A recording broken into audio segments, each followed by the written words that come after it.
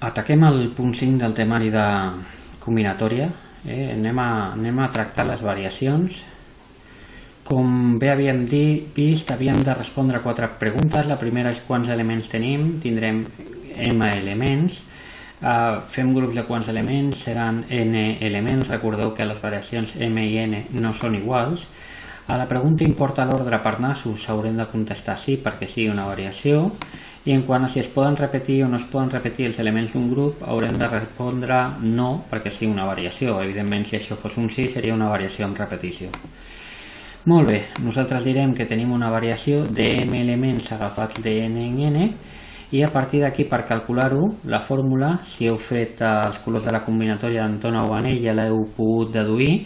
Si no hem pogut fer-la, doncs partiu del nombre més gran i aneu disminuint una quantitat tantes vegades com marqui aquest valor d'aquí, és a dir, n vegades, m per m-1. Això que sembla molt complicat és molt fàcil amb un exemple. Anem a posar un exemple perquè es vegi molt més clar.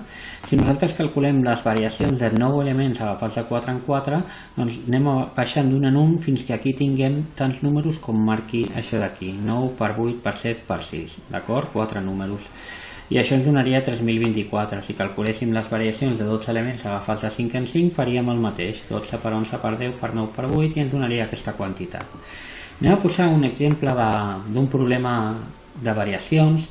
Diu, 6 alumnes de la classe participen seriosament a la cursa solidària per veure qui són els 3 primers classificats. Ens demanen quantes possibles combinacions tindrem.